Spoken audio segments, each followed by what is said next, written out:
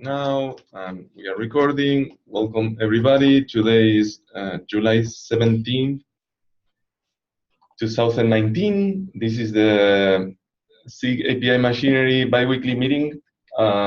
Today we don't have a super packed agenda, so Daniel added a link to all the open caps, and we were liking to review the status of the most important ones and discuss them here. Maybe we can. Does anyone else have an agenda item first before we dive into caps? Or is reviewing our caps like the most exciting thing that you can all imagine? I mean, it's what brought me here. Okay. All right. Well, I guess we might as well go through the list. We may not need to actually open all of them. We can just go through in order. Creating a cap for deprecating and removing self-link. The last date I saw on that is that we're planning to deprecate self-link right now and remove it in like a year. Does anybody use self-link or know of anything that uses self-link? I don't know of anything right off. Just a note on implementation. I think there should be at least one release where it is off by default and still turn onable with a feature gate. Because that'll be the point at which people notice, right? No one notices until it goes away by default. Yeah, I agree with that.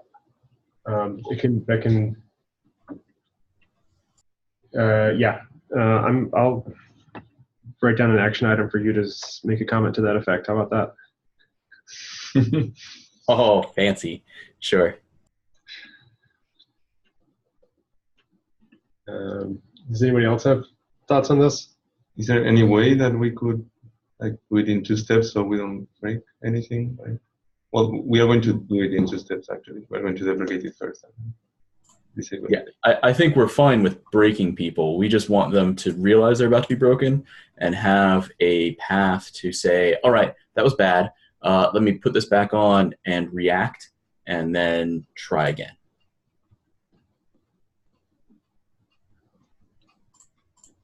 Okay. Makes sense.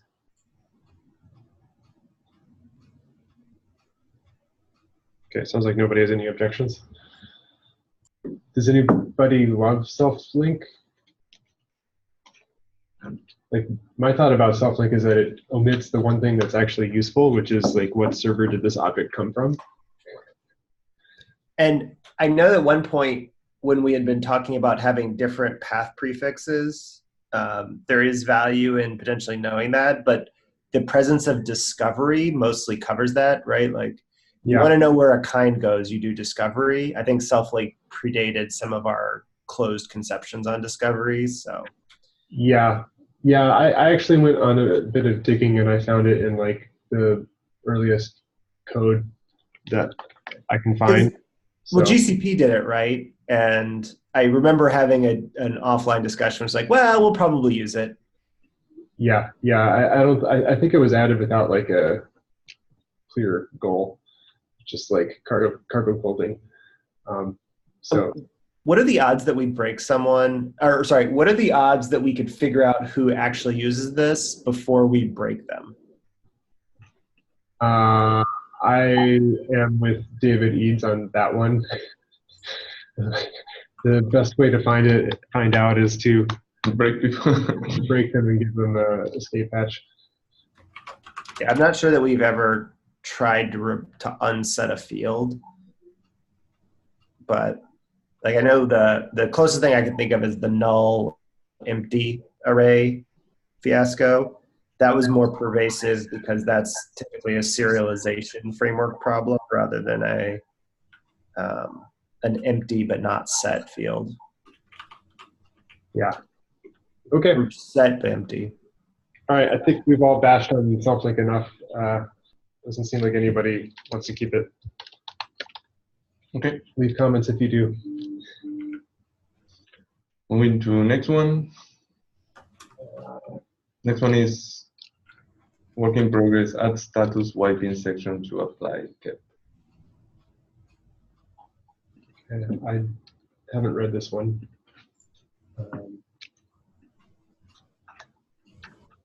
You want to take a look? Sure, might as well.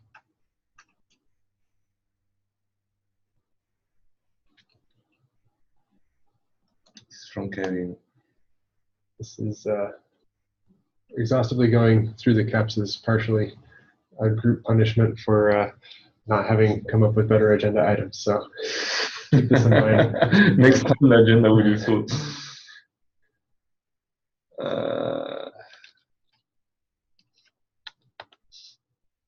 Jenny, you have context on this one? Yeah, the problem is about when you apply to the status or when you apply to the regular resource but change the status, that change gets, the request is accepted but the change doesn't get persisted. But the stage at which we calculate the field managers doesn't know that it's going to be wiped out. So we're just trying to expose that behavior without changing how the actual wiping works, because it's pretty important that it still allows those requests to go through and doesn't ever change status on the regular endpoint. Yeah, okay. That sounds like something worth fixing. I guess this is waiting for somebody to review it. It's still work in progress. Yeah. Probably not ready for it. Okay. Is that blocking beta on apply server-side apply? I think the biggest effect of this would be that an apply could have the wrong owners. But Yeah. could The be, status can get assigned to the actual user then, right? it's not going to affect the results really. It just might give you a conflict when there shouldn't be one if Okay. someone used status wrong anyway. Okay, so it's not an enormous. Yeah, that sounds about right. Okay, I don't think there's something productive that this group can do on this cap at the moment. Okay. Hang on, I wanna make sure I've got it understood correctly. So I'm gonna do an edit. That effectively does a get and an update, and that means that I will always be sending status for my objects.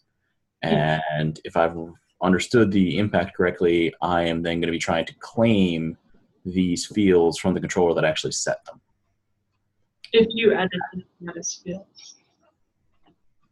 If I added them, so if I make no edits, I'll be fine. Okay. Only if you make a change. Okay. Which would already be wrong. You shouldn't change the status on the regular endpoint because it's going to get wiped anyway. The change won't even work. But the problem is that the ownership would be wrong as well. Yeah. Okay. I mean, it could happen that you send a slightly old status. If you don't have the resource version on the object. Yeah, or if you use the replace feature or something, Right. which you shouldn't do. Okay, shall we? Yeah, shall we should. I will take a note to talk to Kevin and ask him if his team is going to be keeping it as work in progress or just wait for review. Okay. Next one. Oh, interesting. GZIP compression for API server to GA. I know I made one pass on this, and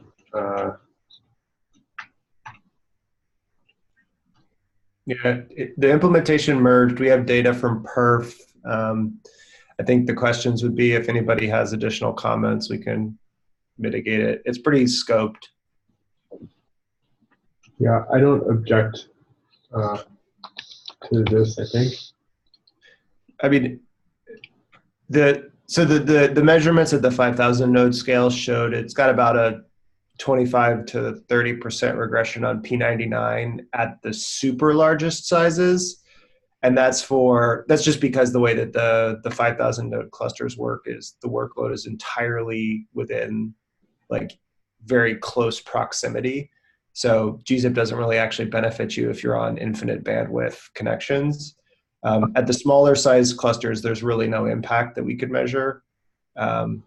Like tail latency for everyone who's not a controller is going to be massively increased. I think The only follow-up, like practical follow-up we have right now is it's possible that we want to consider disabling compression from the controllers in some deployments, which you can opt out of. We just don't make it trivially easy today. And we don't, I think that's the follow-up based on the data we've got so far, is in addition to the cap about potentially just recommending people disabling controllers.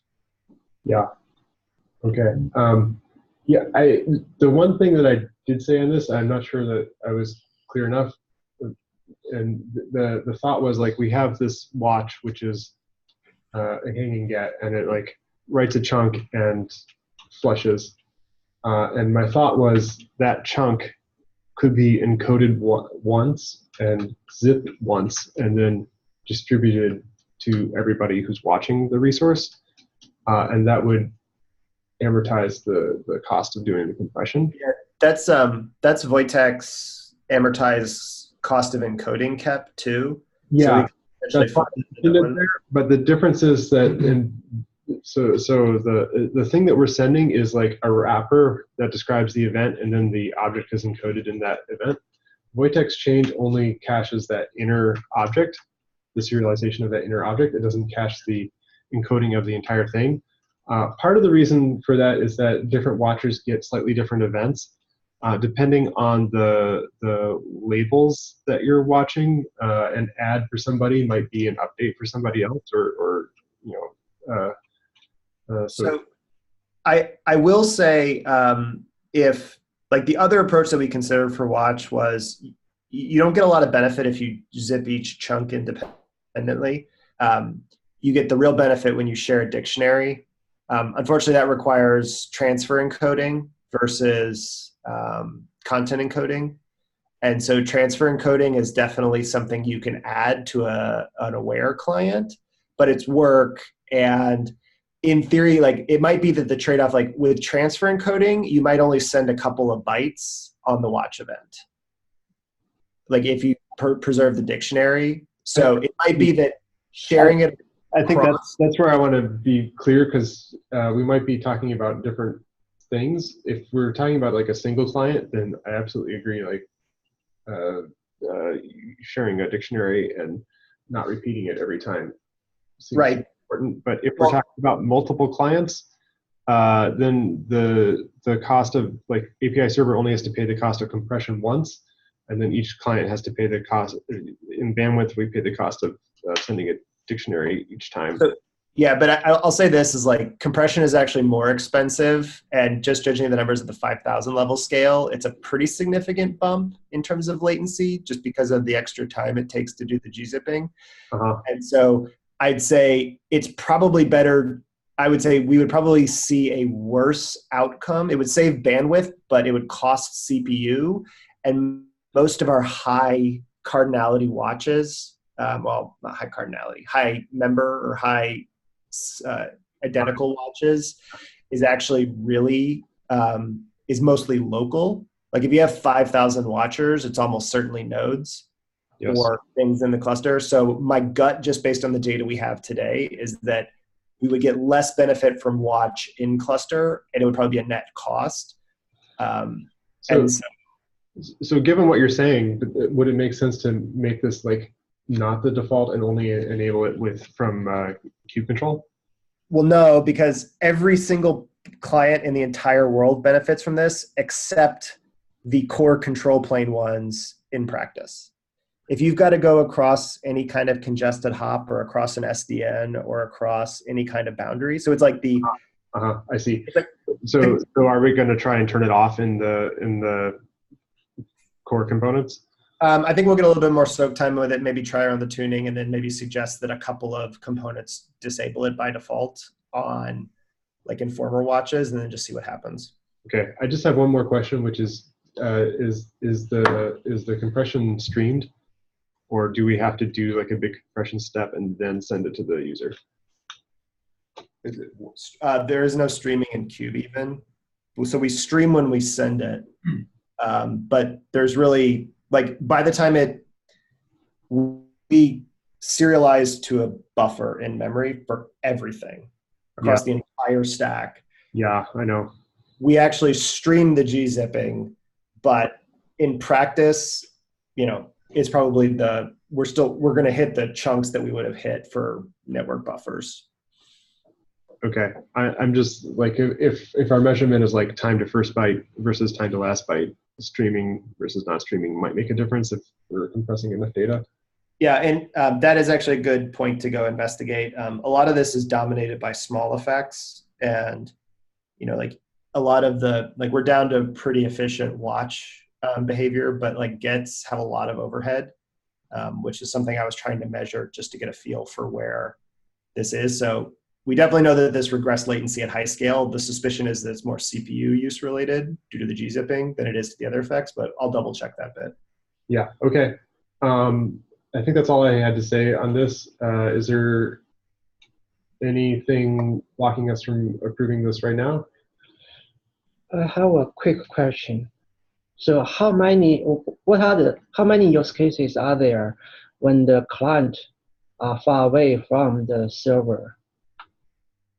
Are not fast local networks or are not co-located with the master? So I'll say most of the production clusters I'm aware of, there's at least some extra network gap, whether it's a tunnel of some form or whatever, in between the control plane and the nodes. So a lot of like the densest clusters have very high bandwidth between nodes and masters, but as you get out, as you get out of like the 0.01% of like super dense clusters, you start moving into, you're either running things out in the cluster where there might be a bottleneck between node and master, or you're running something where you might be going over an SDN, or you're running through a proxy or some other intervening. And so the benefits tend to accrue at the edges.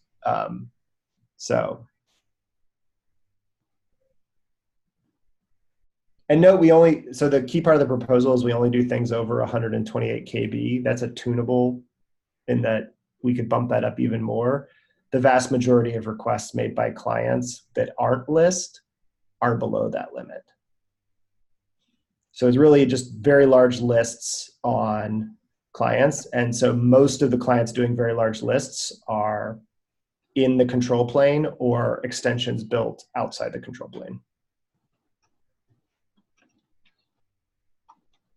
Okay. Clayton, you said you were collecting some more data. Should we wait for that for approving it, or?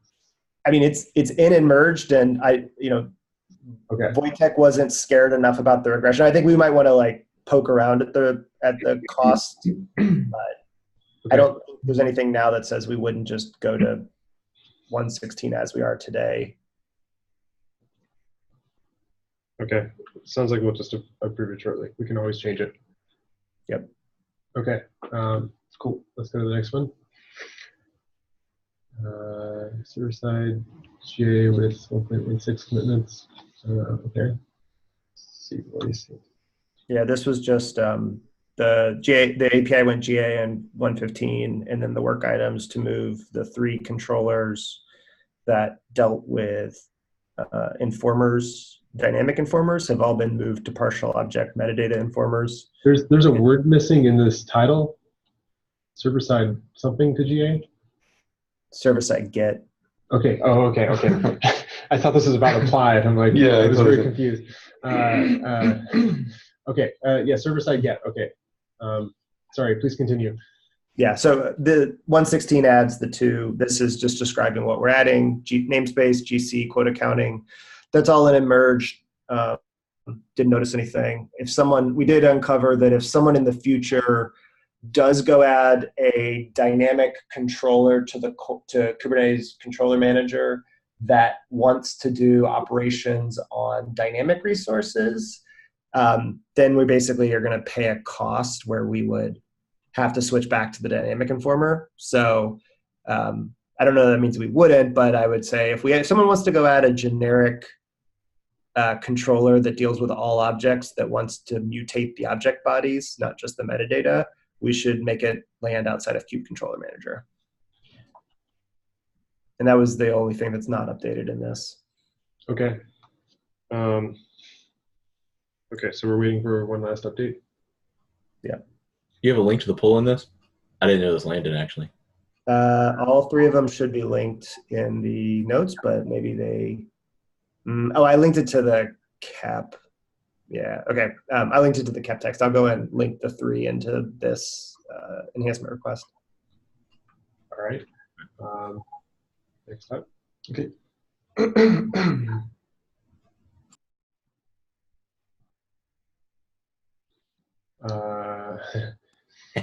Community-owned API groups. Is this on SIG architecture also, or is it just us? It was SIG architecture as well.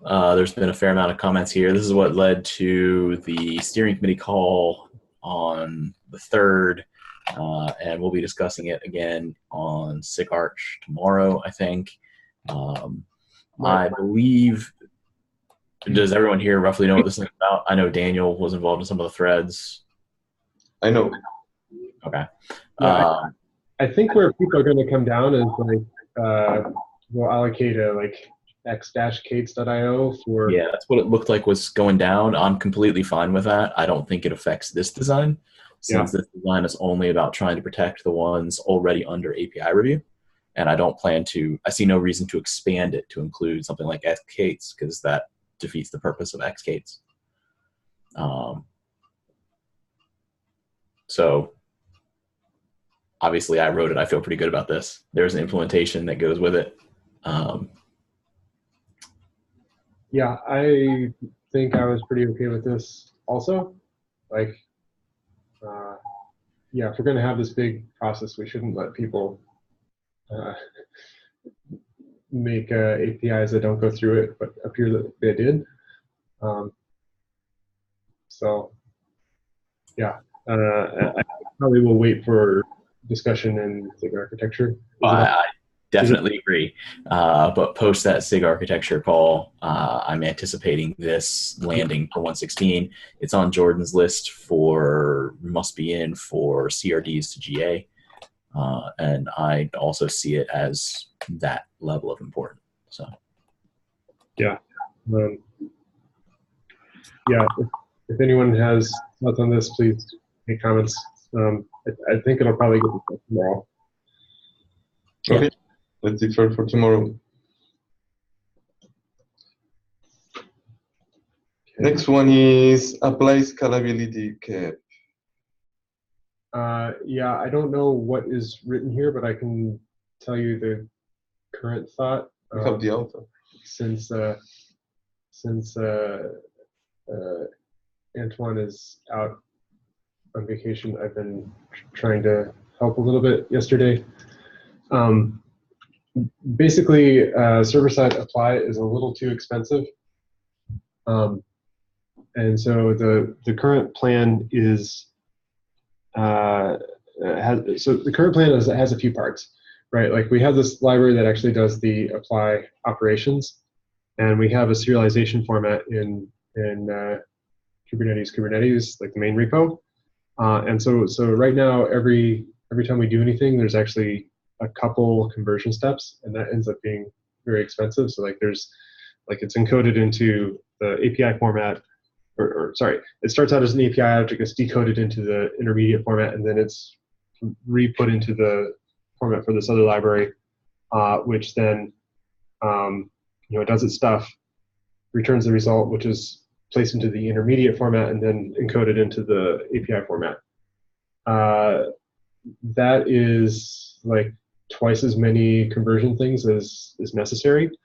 So,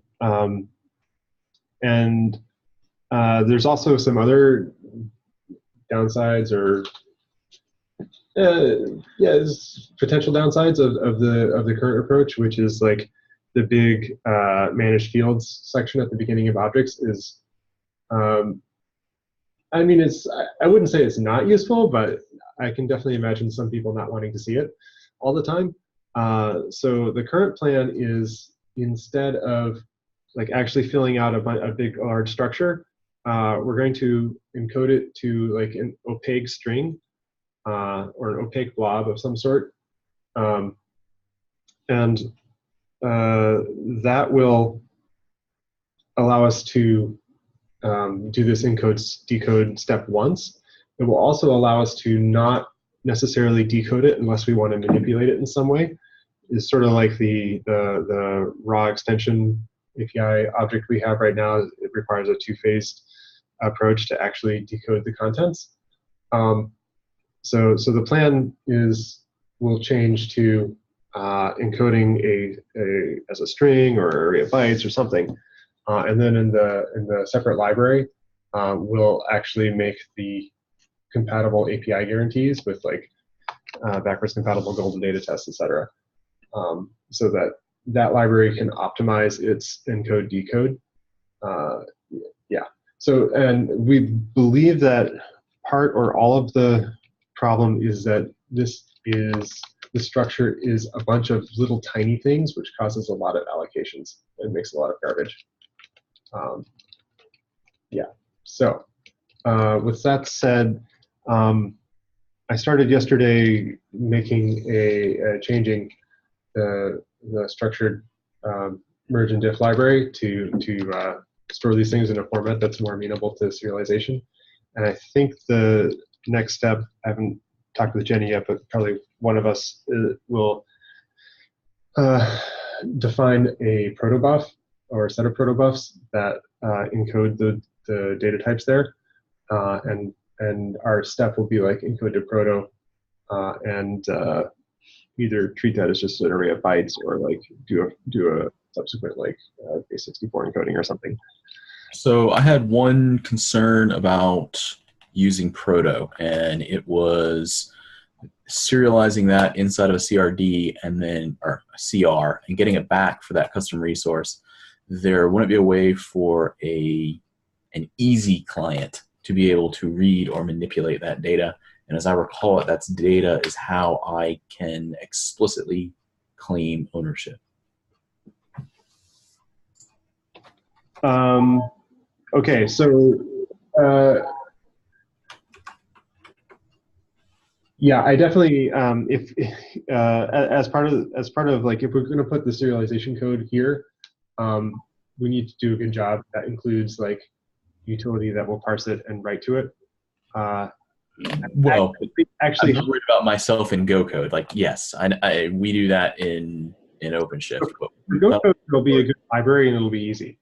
I think actually where proto pays off is that it helps non-Go code because we can define the structure, and then non-Go code has some hope of like deserializing it. Well, so you can also embed it as JSON if you wanted to. So we use the same technique in OpenShift. We could embed it as JSON. The downside there is that it's just much slower to encode and decode. But you don't have to encode and decode it very often. API server has to decode it and re-encode it on every write. Yeah, but most traffic is not read. Necessarily. Well, in the update path it would, yeah. Yeah. Well, no, if you're not changing the owner's field, I don't know that you have to write it or update it. If you don't know if you're changing the owner's field until you're ready. You necessarily always have to write it back, but if during a mutation, you always have to read it. I'm just imagining myself explaining to my web console team why this is a great thing for them. And they're going to get this opportunity to read embedded proto. But why do they need to read this? For whatever, like it's a list of who's setting this field, who am I fighting with. I mean, I would expect kube control edit and generic YAML editors to want this info. Yeah, so basically you're saying we should build the expansion routine into kube control? Well, just in terms of communicating who the owner is a really important thing when you're editing an object. Yes. And most people practically today are either editing YAML or writing very limited editors. And so like, I'm not saying that's the most important use case, but proto is definitely novel. Especially inside of objects that don't support proto at all today. It would also be base 64 encoded in JSON. So it's going to it's definitely going to feel like a very weird thing. Like it'll make every object that everybody who looks at an object suddenly going to see this giant blob of base64 encoded data in every single object that they look at in Cube. Okay, so okay, this is good feedback. How about we'll since actually honestly it's easier to do the JSON than it is the proto. How about we run an experiment where we encode JSON here and see if that is sufficient. And if not, then we can have another conversation. Yeah, that makes sense. Jordan and I were having a discussion on a side channel about like, I know people have wanted a more efficient format for JSON, and we had just done some quick like, hey, well, what if we used something that was a little bit more efficient than JSON, but not quite as horribly unschema'd as Proto for things like CRDs. It's certainly difficult to deal with Proto if you're not a huge Proto organization. I'm not saying that's a reason. I'm just saying we were kind of working through like some of the other alternatives that exist now, like Avro or Cbor or Ion or whatever. None of them are great choices, but there are some other options besides Proto for schema'd data. Yeah. So like, of course, the obvious choice is BSON. I don't know if you've seen that at all. It's a format. The old one. I think MongoDB came up, or at least popularized. Yeah, I don't know that I actually haven't compared that with JSON. I think it is faster. There's certainly some aspects of this, which is like, even if the protocol is more efficient in other languages, we're going to run into issues where for it to be worth it for us, it needs to be more efficient than our fairly hacked up, insane, complicated JSON marshalling paths. And we have to preserve some of those semantics too. But there might be some argument that one or other of these might be useful for the more efficient than JSON, less efficient than Proto. But so separate discussion. Just it was something that came up. Yeah. Okay. Well, we'll definitely try going to JSON as the first thing.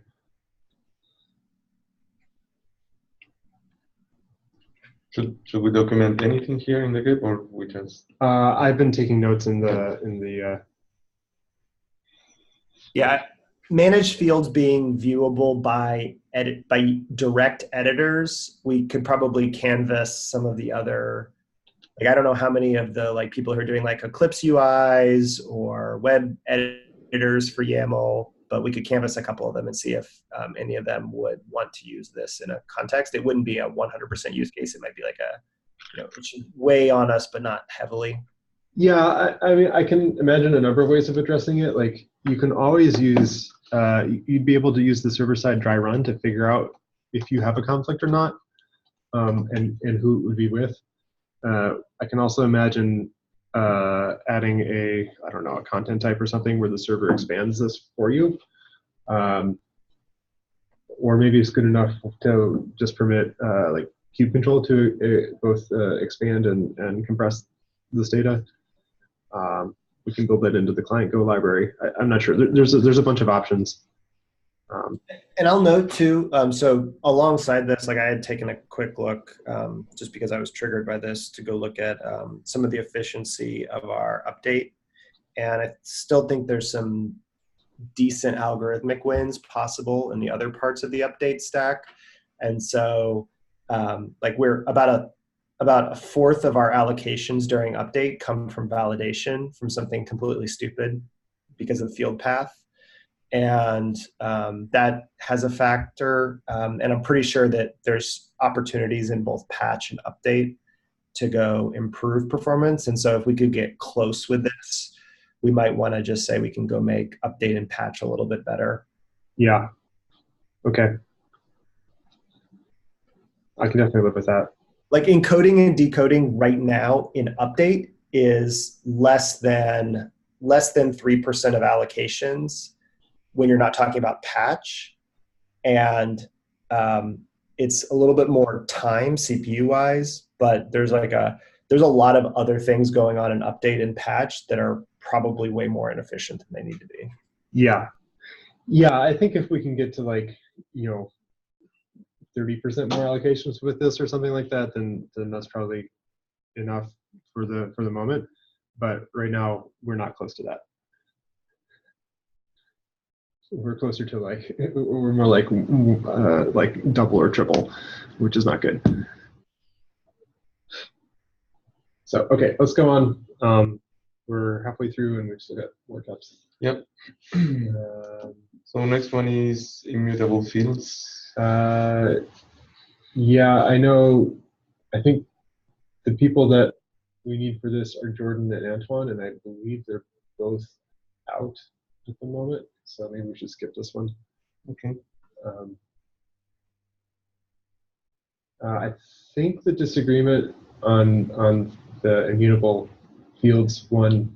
I know I just said we should skip it, but I think the disagreement is something along the lines of, should we consider the state of the old object when applying or updating when applying users changes from the new object? Like I think that nested fields, right?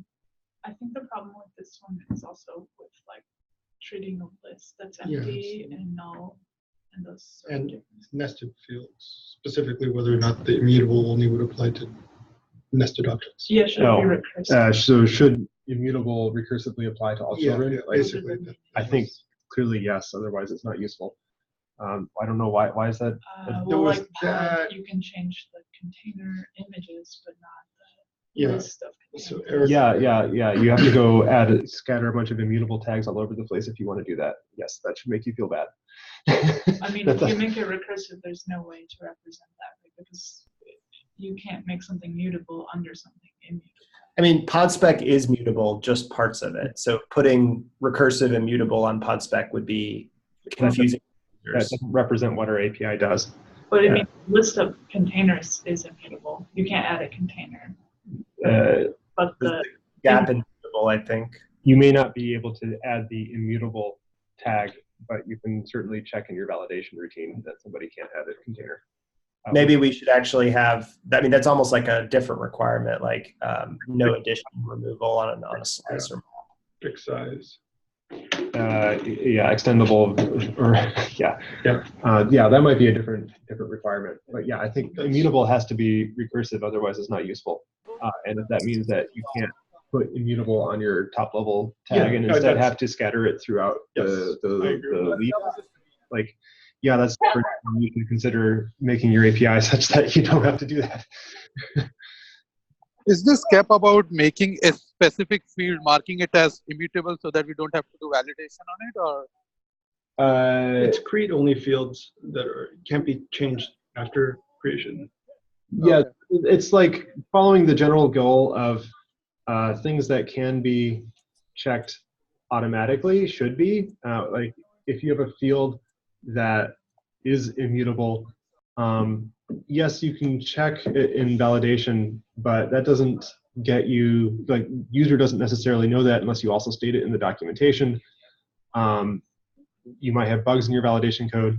Declaring it as immutable in the field specification lets us like automatically do the validation and automatically get it in the documentation.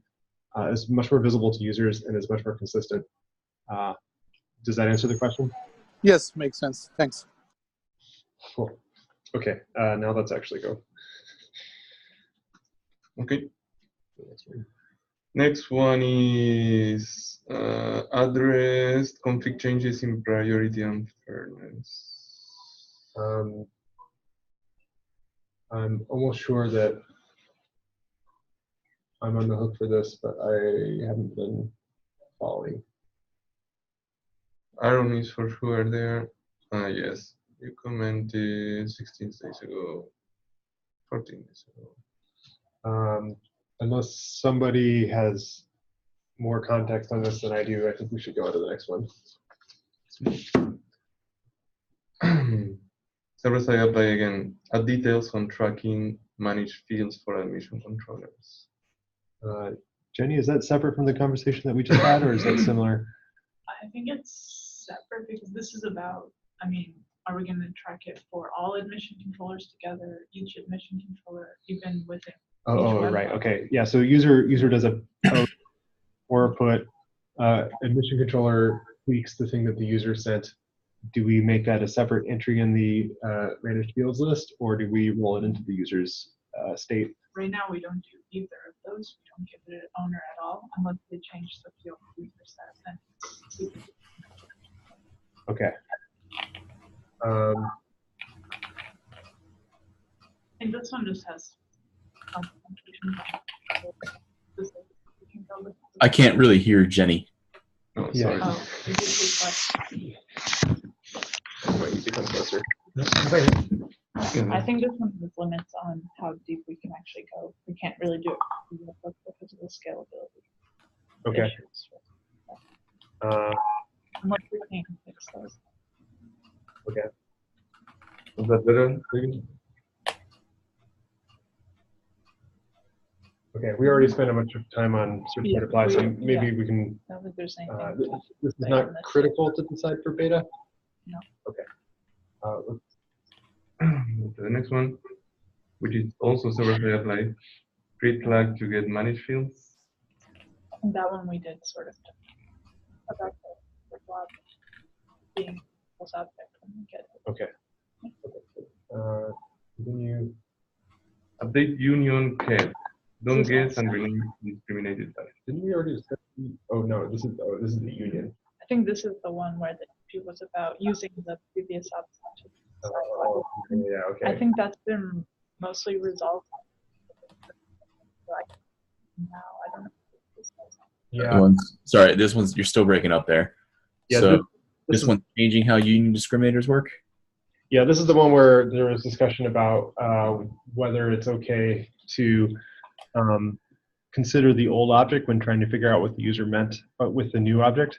I think specifically the concern is you might be able to send the same payload over and over again and the API server oscillates on something. But I have lost data on this, so I can't say more than that on it at the moment. Looks Okay. like it's been resolved, at least for Jordan. He just Yeah. gave it LGTM yesterday. Yeah, Antoine was chatting at me about this, and I don't think I know what is going on. Okay. So Anthony's on vacation this week. And next. Yeah. Next. I think is this blocker for going there now? No, no, I don't think so. It's like orthogonal to apply, but Yeah. we are using apply. Yeah, the immutable fields and the unions illustrate things that we can do with the server-side apply framework, because it gives us a generic place to hook into the object manipulation. Okay, so we have a bunch to see. Probably we are not going to it. We are now getting into makers. Yeah. Add cat for controller manager config.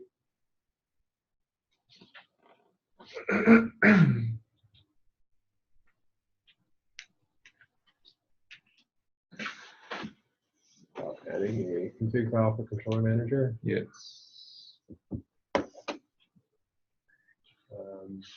Have I left comments on this? See, on May I 8th. signed it to myself. I did leave comments. Okay. Yeah, but it's been a bit stale since. Looks like this is waiting for. This is waiting for response to my comments. You had jet lag at the time.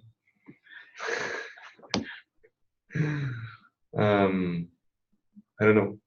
It helps if anybody else takes a look, or I think it's fine to wait for the author to. yeah, come back and ask Sure. for help. Okay.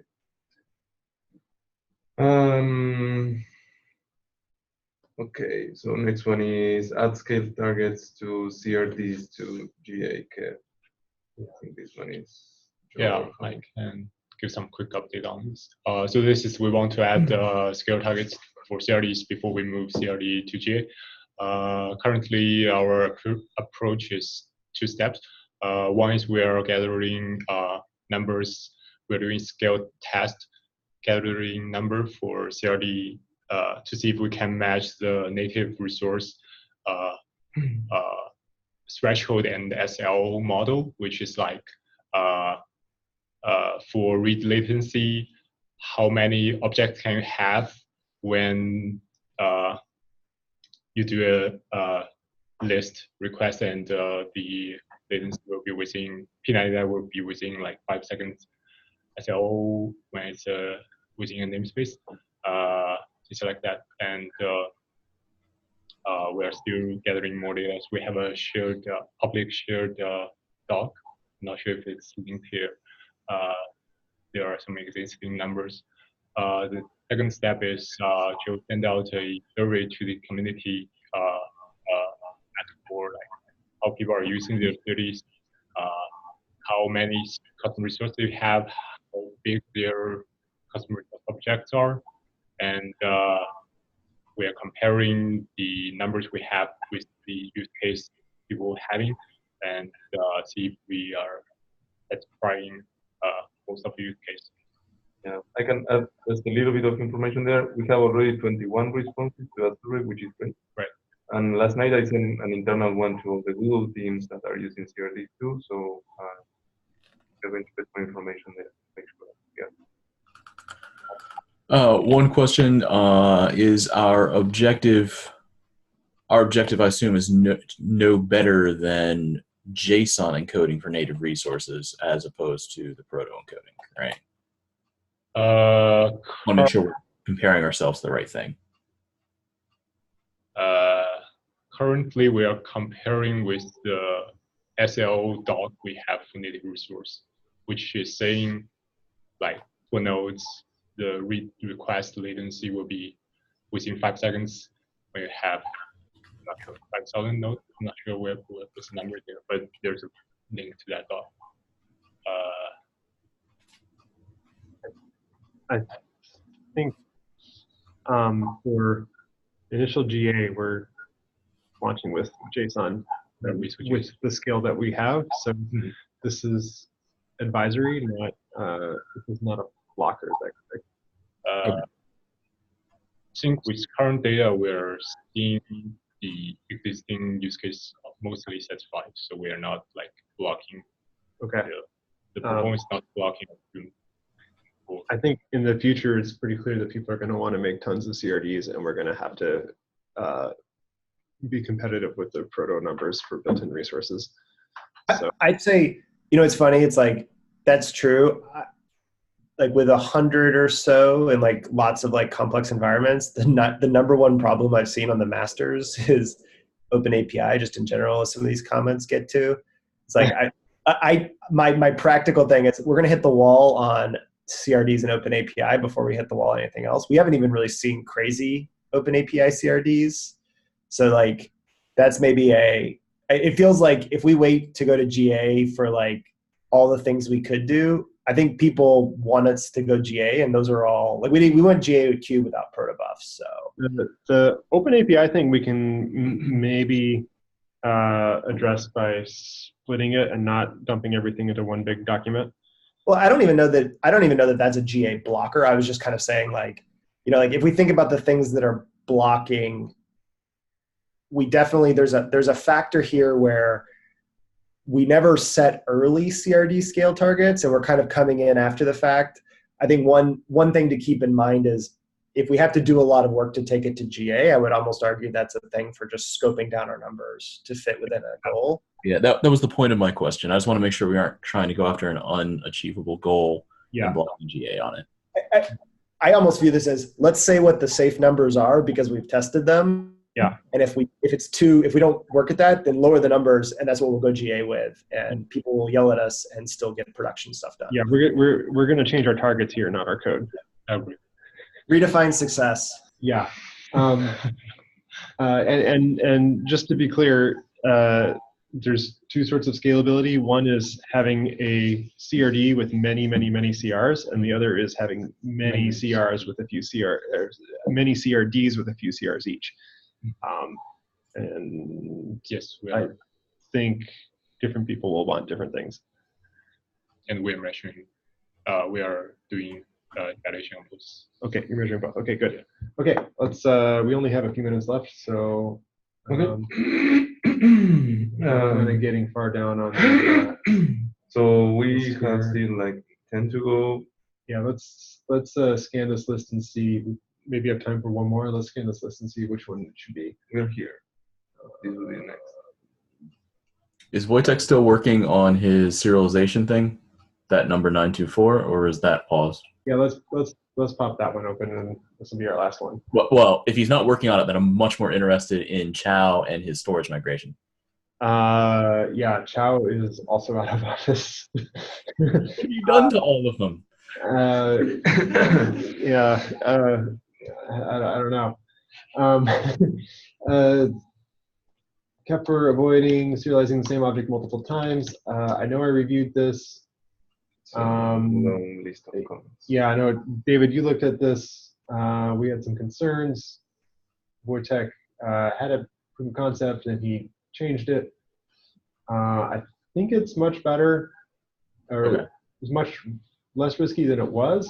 I haven't looked back, so it's ready to look back at. What's the rough idea?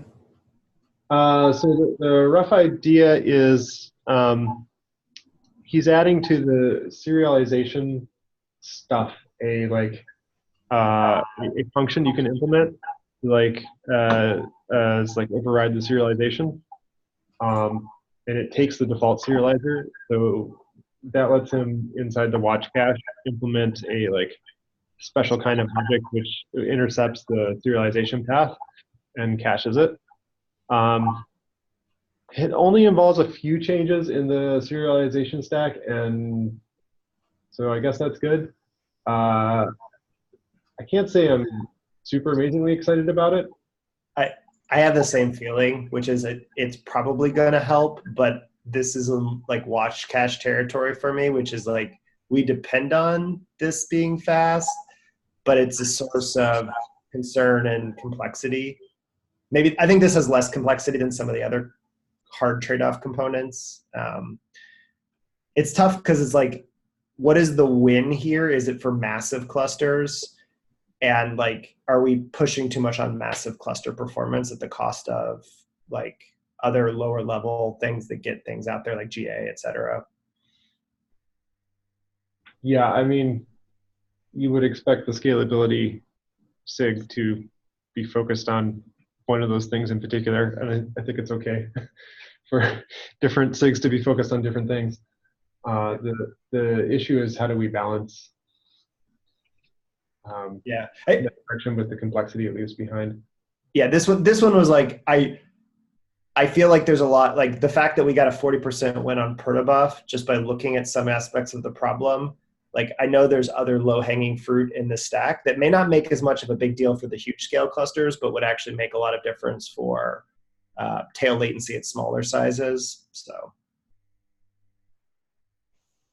Yeah, I mean, a lot of little optimizations are eventually going to add up. Well, like the gzipping makes 5,000 worse, and this was the scalability, it was fine with it, but it makes that worse. But I have people who have are seeing 3K a second download rates from their control plane in real world production environments, because that's just the way the world is. And so we are definitely the big supermassive dense clusters definitely benefit from this. Is it what we care about as much? Or should we make an argument for more time spent on CRD performance, et cetera? Yeah, that's kind of a philosophical question. Do you have a feeling about where you come down on this particular one? I will note that he doesn't have a big cache that is cross-cutting. It's much more targeted now. Yeah, and I'm not opposed to trying it. I think maybe I looked at this and I was I think about, we keep even watch cache today, we still find things that cause problems, and we're still dealing with the debt from that. I sometimes feel that one is coloring how I view some of the other cross-cutting assumptions, because the risk is high that we make a mistake and it impacts everything. Yeah. Okay. Yeah, but it's kind of hard for me to say no at this point. I don't have anything concrete to point at that's really bad in this. So,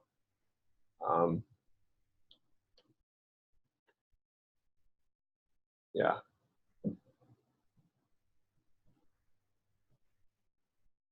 if we can't find anything concrete wrong with it, then we'll probably let it proceed. Since I think he does have numbers and they are pretty good. So. Okay. Shall we call the meeting there? Yeah, we'll review the bunch. I will do a list and I will update the document to the ones that we have reviewed.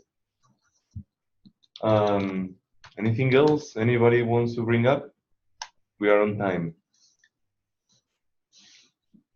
Okay.